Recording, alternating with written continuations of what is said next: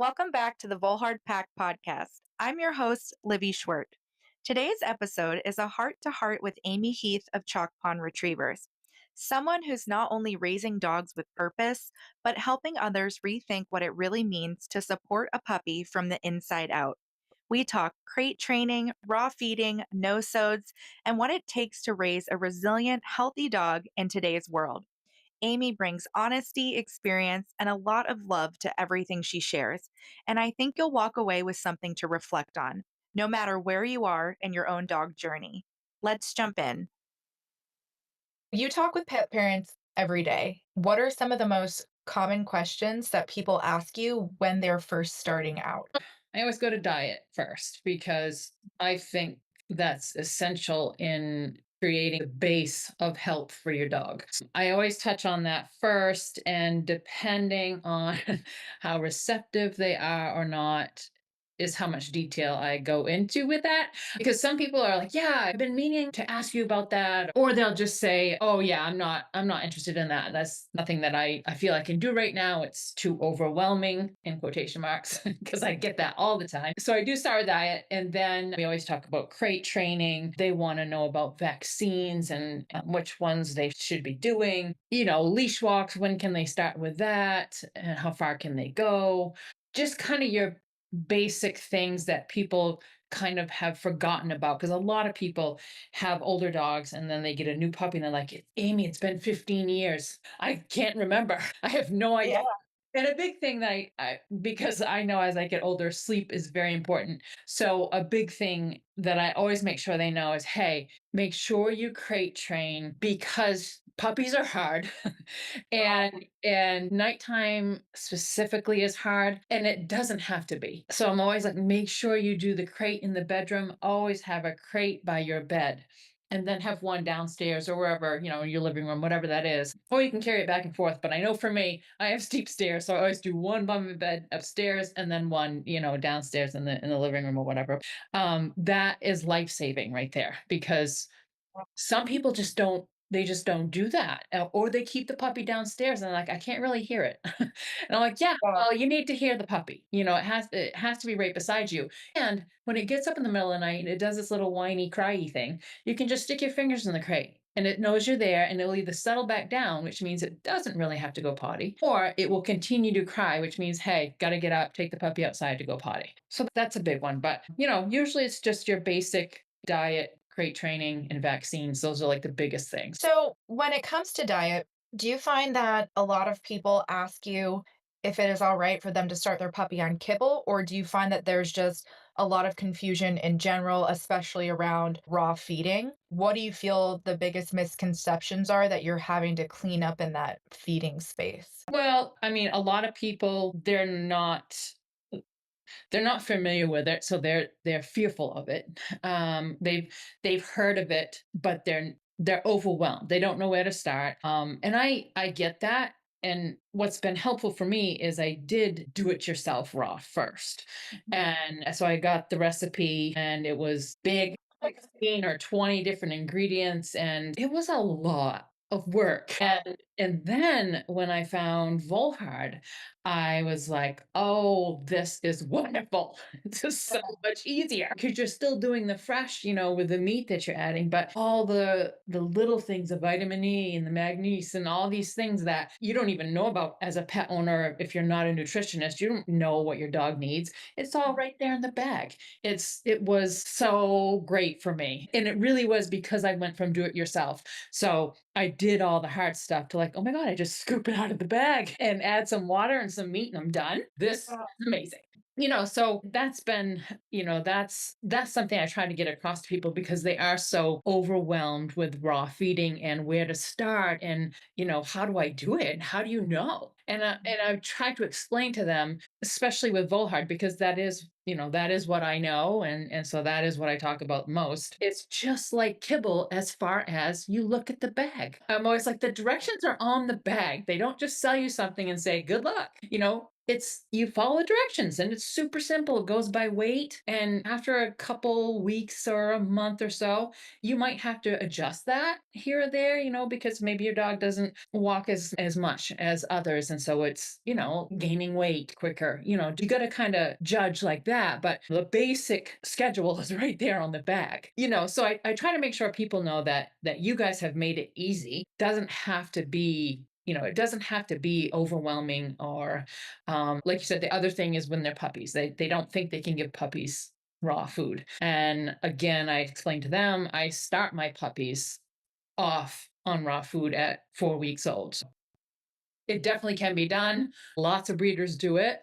Not as many as I would like, but I'm hoping that that's shifting. I want them to not be scared of it and to realize that feeding raw is the best thing you can do. It's the best thing you can do for your dog. So don't wait till the dog is one, right when you get that puppy home at 8 weeks old, and here's another thing. What I mean by that, not the day you bring your puppy home. I'm always make sure that they know you have to wait at least 2 to 4 weeks after you get your puppy home. You want your puppy settled. So many people bring the puppy home and they're like, yeah, I'm switching to raw. Like, wait a minute. You've got to let your puppy settle into its new environment. That's very big because lots of puppies will get stress diarrhea. And if you switch to raw, you're going to blame the raw food. And you're going to be like, oh, my puppy has diarrhea. Well, it's not that. It's that your puppy's in a whole new environment with new people and new siblings, and you're doing different things with your puppy that it's never done. So let's get the puppy settled in your home for 2, 3, 4 weeks, then go ahead and switch to raw. And people that are gung-ho are really like, no, I really want to start now. Don't do it because there's a good chance that you're not gonna finish with raw because you're gonna blame raw. The second something goes wrong, you're gonna be like, oh, I'm not feeding this. And really, it's just your puppy adapting to its environment. I completely agree with you on that. I think that there is a lot of fear because people are trying to jump into something too quickly. And as you said, there isn't that wiggle room of, hey, this puppy really needs to be able to settle in and to take on all of these different stressors and just let the body adjust to the new environment. And like you said, as soon as they start, if they've started a little too early, that's when we see the stress diarrhea. How would you explain to somebody about balancing? If someone isn't familiar with a nutrient profile and they decide to go with Volhard and they get the bag and they're like, wait a second, does this have everything I need? Because as simplified as Volhard is, for some reason, a lot of people are still pretty confused that you just need to add the protein and the water. Do you just simplify it for people in that sense? I know that you do a lot of your meal prepping videos, I love them. They're great. They're wonderful. So is that something you just do is keep it simple and say, hey, listen, you just add this, this, and this? Yeah, you've got to keep it simple because even the simplest things, people will try to make a bigger deal than what it really is. And if I were to go into detail about what is a balanced meal and what exactly do dogs need, that's too much information. So I basically just say, your dog has to have a balanced diet. So don't just grab some chicken out of the refrigerator and add some potatoes and carrots to it, which many, many people do. And while I'm always like, you know what? That's better than kibble. I always make sure to say, but you are missing nutrients for your dog that your dog needs to thrive and really survive. There are some really specific nutrients that your dog has to have. And just by giving some type of whatever, carrots or celery or whatever you're giving for the veggie that day, and then a piece of chicken, that's not enough. And I try to say, what is so great about Volhard is that everything your dog needs is here in this bag. Every single thing except protein. So all you need to do is you take that scoop of Volhard and then you take a scoop of whatever you want, 80-20 beef or chicken or pork or rabbit, whatever it is you want. And it's great to mix it up. And that's another thing that people don't understand. It's almost like it's a giant step for them to feed raw. And when it goes well, so they scoop the Volhard and then they scoop the beef and they're like, wow, my dog is doing so good. They never want to change. So they stick with the beef. I'm like, it's great that you've done this and you've started and everything, but your dog needs variety and you've got to switch up that protein. It's very important. And they'll say, but my dog's doing so well on it. I know, and that's great, but you still need to add something different in there. It's very, very important. So that's kind of one of the things that's difficult to get them to see. And then once they start and they realize that it all goes well, and if it doesn't go well, all it is you might have some soft stool or maybe the dog's scratching. Okay, well, let's ease off, back off on the new pork that you just added in. Let's get rid of that. Go back to your basics, go back to your beef, whatever you started with that you did great on, go back to that. And then let's reassess, get them all settled again. And then, all right, you tried the pork, he did some itching. Let's not do pork. Let's try turkey. And then you try turkey. And for the most part, once they see that, oh, it's not a big deal. If something goes wrong, it's not terrible. It's just some slight itching or some loose stools. You just back off and you just try something different. But it is so important. And a lot of people are just scared to switch. And I get it. And usually once they're doing this for, 3, 4, 5, 6 months, they relax a little bit and they're like, oh, this is easy. This isn't bad. So at that point, they might, come to me and switch. I do have people that will say, Aimee, am I supposed to, how often am I supposed to switch proteins? And I'll say, have you switched yet?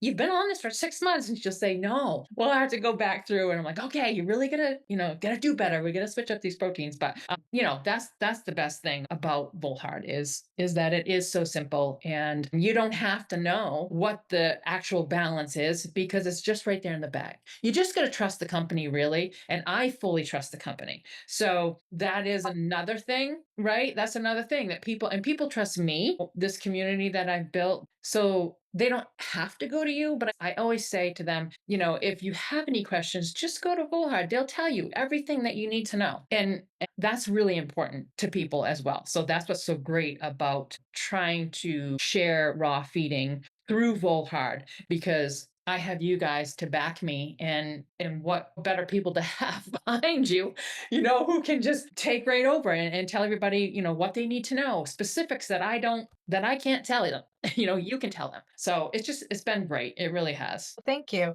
It is wonderful when you do send people our way because we are able to explain why we suggest rotating proteins, right? It's to bring that diversity into the system. We want that full, diverse gut microbiome so they can have those strong immune systems.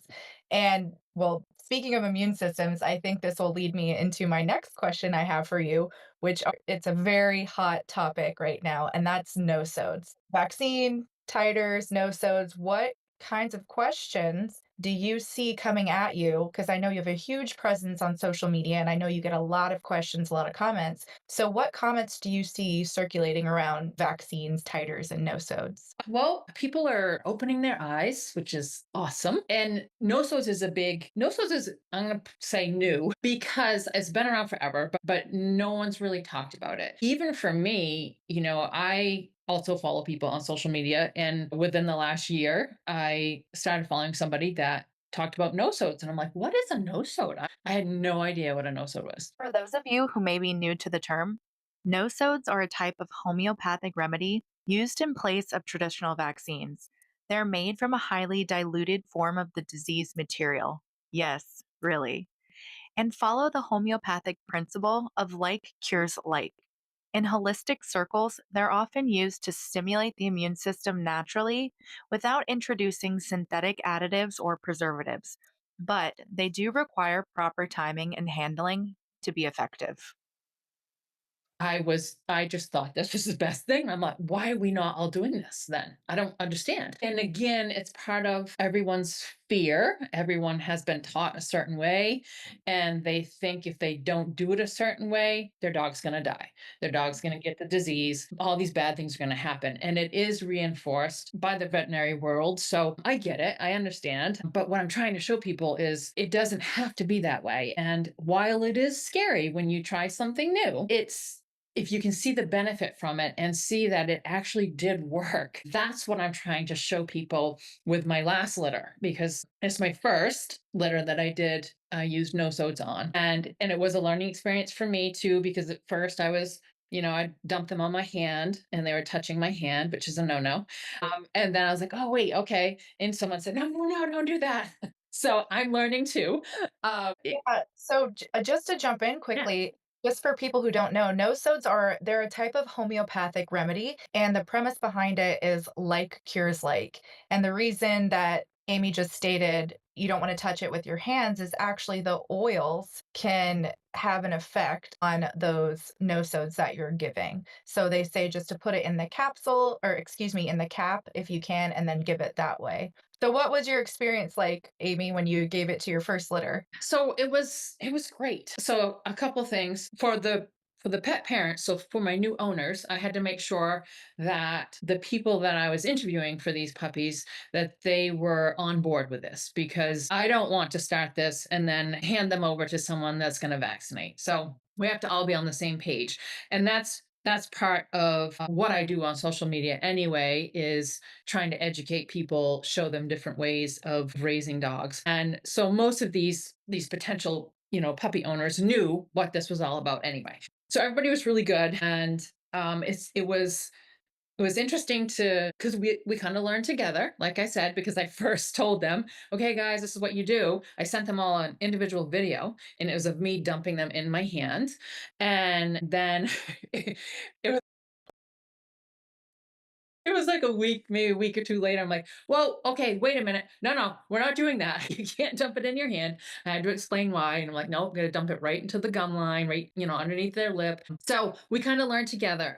But what's been great is, the puppies are now, January, February, March, April. The puppies are now 6 months old. And I haven't had, I think back when the puppies were, I'm going to say 3 months, I had a few people titer, and to see if there was any immunity or any antibodies in their blood, and they weren't. There wasn't any immunity at that point, which didn't surprise me. But what I'm hoping for, I said, let's try again around the 6 month mark. Let's try to do another titer and see if there's some immunity there yet. I'm assuming that at this point there will be. Of course, we only did, I think there's only 2 dogs that did it with my last litter as far as the titer testing. So I'm hoping at 6 months now that a couple more will try it and see if we can, get some immunity going.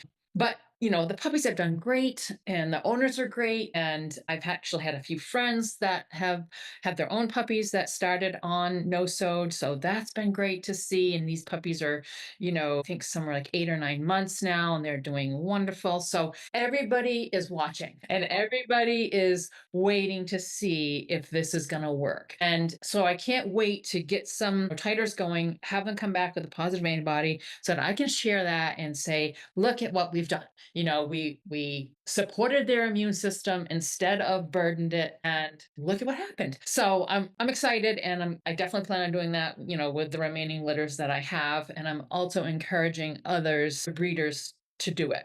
I'm pretty excited about that. I think that's wonderful that you're learning with your audience, right? With the people who are following you. You're saying, "Hey, I'm going to go ahead and try this." You're videoing it, and then you're not afraid to say, "You know what? This didn't work out, so we're going to take this approach." And I think that's so humble, because a lot of people have gotten away from the learning phase, making a mistake, learning from that mistake, right? They immediately Sure. go to fear. So, with that being said, how do you handle a conversation with a pet parent who is just really afraid of deviating from their vet's recommendations on, hey, we need you to have these vaccines every year. I know some vets, if you ask for a titer test, they'll look at you like you have 7 heads. So Yes. how do you still instill, confidence in a pet parent who's just very hesitant? Well, I share as many articles as I can on my social media. I talk about it nonstop. I feel like the more I talk about it, the more I share stories, other people's experiences, these articles, I can get people to see that it can be done. It might be difficult, especially depending on the person you are. Some people will have no problem saying no to their vet, and other people really struggle with that. They definitely feel almost disrespectful if they don't follow the vet's advice. And I try to get them to see that it goes both ways, and you should be able to have an opinion and they have an opinion. Just because they went to school does not mean that they trump you. What they learned in college may have applied back then. Also, they may not have learned all there is to learn. A lot of it's about nutrition, and things change. I mean, we see that year to year, things change. So they might not even know about no-sodes. They don't even know what it is. But if they're not open to it, what kind of vet is that? Like, I wouldn't want that person on my side because they're not even open to listening to me. We have to respect each other. And if your vet doesn't respect you, that's a problem. And so because there are some people that, their vet's really great and they want to listen to them, and they'll share their concerns. And then the pet parent can share their concerns, and then they can either agree to disagree or go whichever way, but they have a conversation. And if you can't have a conversation with your vet, then I always encourage them to look elsewhere, because it is important. It's important what we're doing to our dogs. We have to believe in it, and we have to trust. And if you've always trusted your vet and now you're questioning your vet, that's where your vet is going to notice, and your vet is going to be like, what is going on here? Like, you never used to do this. And that's when you're going to find what kind of relationship you really have with your vet, because hopefully if it's a good one, they will listen to you, and they will talk you through it. And whether it's to vaccinate or not, at least you have the chance to talk and discuss your fears and what you've learned recently, with how long vaccinations actually last, things like that. So it's just about giving them a backbone. I have so many people that will literally call me on their way to the vet, and they will say, Aimee, I have a vet appointment in an hour. I'm on my way. What are some things? How can I, they're going to push these vaccinations on my dog. And, what can I say to them? And I just try to be there as much as possible to help. But, with each person, I have to figure out, okay, well, tell me about your dog on your way to the vet. How old is your dog? What's going on with your dog? What's the lifestyle of your dog?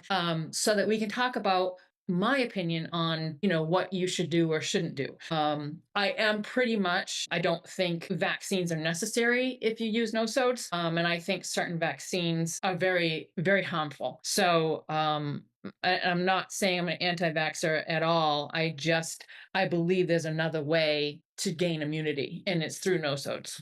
That's so important, having that mutual respect between you and your vet and finding a vet that you get along with. It's so beneficial when you have someone that says, "Hey, let's look at it this way," or "Here are the risks, but Right. I'm also open to hearing what you have to say." I have a lot of vets that I have great relationships with. They don't necessarily agree with some of my recommendations, but I also have vets that will call me and ask me herbal questions, or, Right.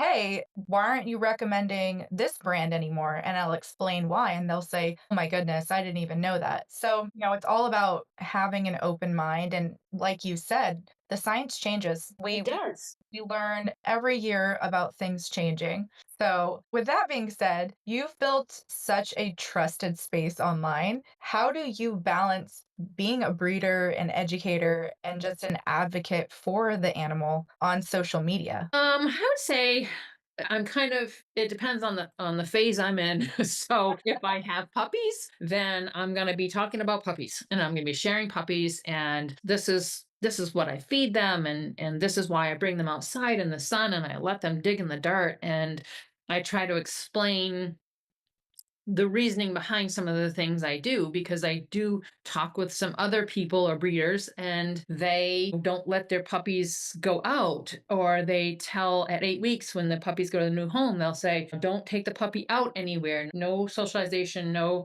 going anywhere until the puppy's fully vaccinated at 16 weeks. And I'm like, no, that is not what I would say. I think it's, super important to get out and get that puppy socialized, and it still can be protected because you're giving the no-sodes. So you can do both. And so when I'm in puppy mood, I'm totally all about puppies. When the puppies go, then I tend to, get back to my bigger dogs and okay, this one, I just got a vaccine reminder for Harley back when I used to vaccinate. And, here's why I don't do that anymore. I'll talk about that, or some supplements that I'm getting for the dogs as they get older, for Goose, who's my senior dog. And so I tend to focus on that. And I'm always educating, whether it's, puppy education with crate training and what to feed, or the adult dogs and, e-collar work, or, whatever it is that I'm into. I just pretty much share everything, with social media. So it kind of depends on,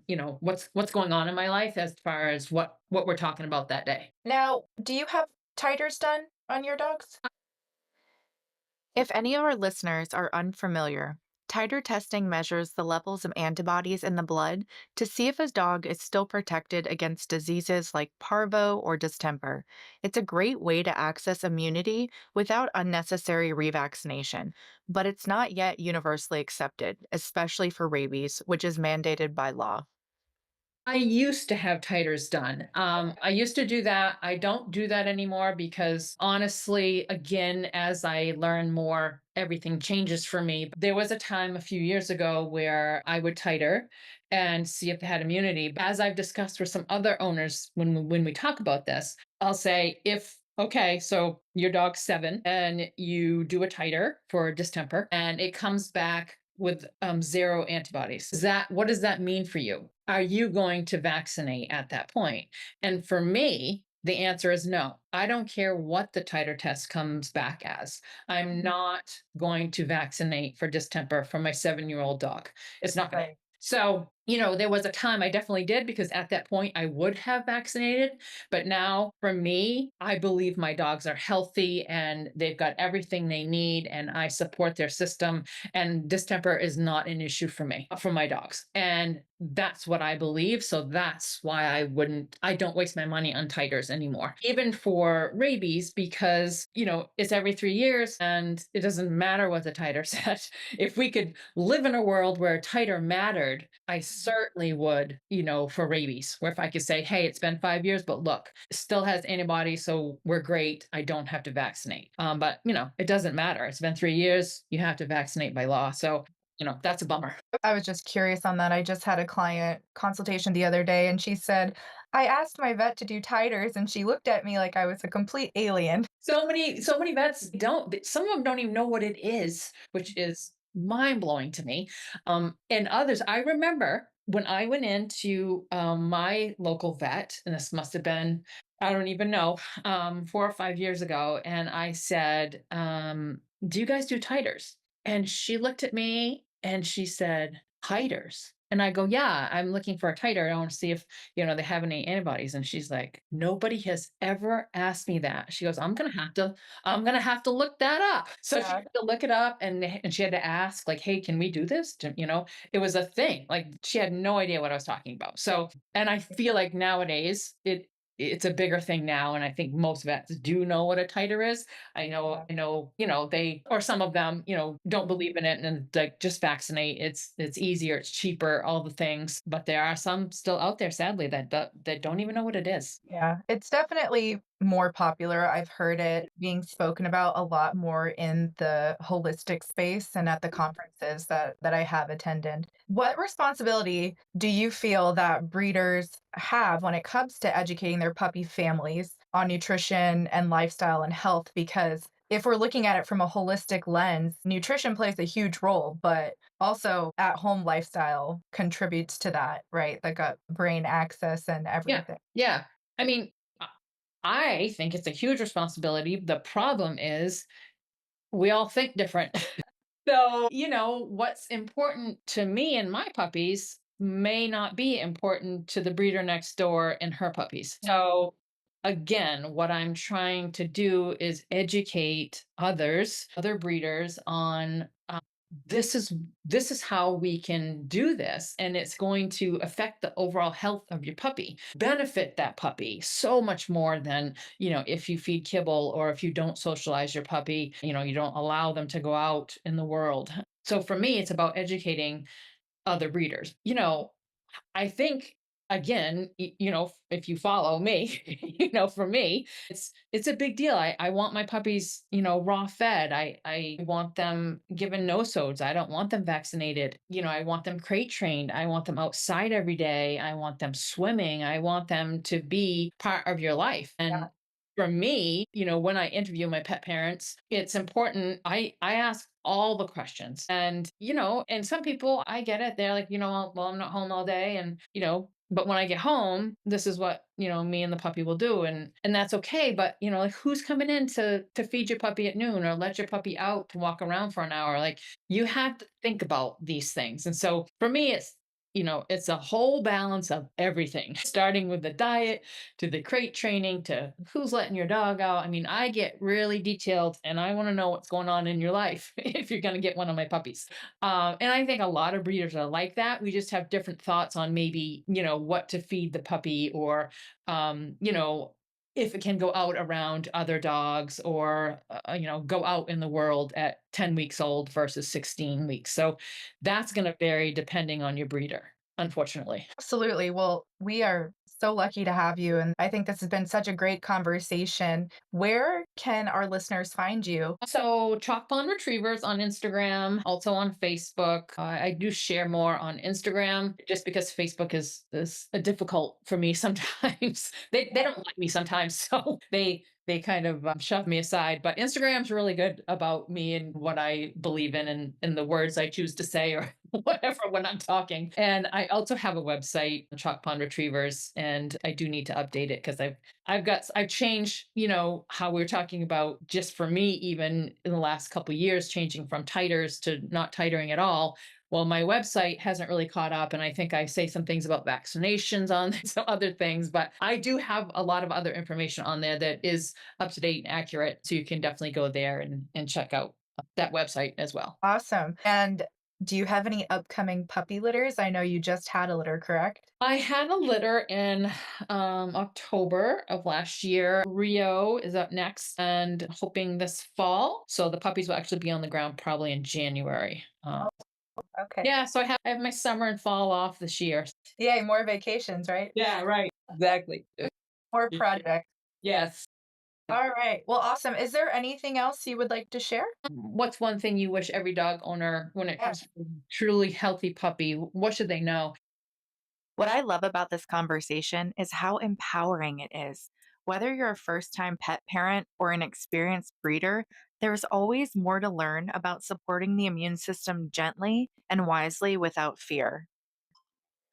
And I think it's so important. And this is where it you can go one way or the other with your dog, but you've been handed this perfect creature at 8 weeks old and it has everything it needs to grow properly. It just needs the support from you. It needs you to support their system, not burden it.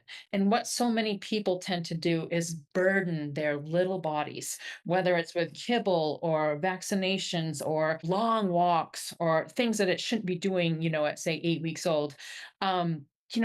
It's about supporting them. And once you support that puppy with good food, the best diet out there, and you're training it and you're getting it outside in the sun and it's digging in the dirt, that's what your puppy needs. Again, along with no-sodes, that's again supporting their system, helping it. If they come in contact with disease, they're going to have everything they need to beat it. So it's just a different way of raising a puppy. And for me, I rather support that puppy than burden it. Yeah, and you're really setting up their immune system for success. Yeah, that's Right, that's the it. health of your dog, right? I mean, their immune system. That's what we all have. That has to be built up best to get your best life. And that's what we're doing. Yeah, absolutely. Yeah. Well, thank you. This has been a lovely conversation. Thank you. I appreciate it. Thanks for joining us on this episode of the Volhard Pack Podcast. I hope this conversation with Aimee Heath of Chalk Pond Retrievers left you feeling inspired, empowered, and reminded of the deep responsibility and joy that comes with raising healthy dogs. Whether it's crate training, raw feeding, or exploring alternatives like no-sodes, it's clear that supporting our dogs holistically starts with education, connection, and trust in the process. If today's episode resonated with you, share it with a friend, leave us a review, or tag us on social media. We love hearing how these stories are landing in your world. Until next time, I'm Livie Schwerdt, and this is the Volhard Pack Podcast, supporting dogs, supporting you naturally.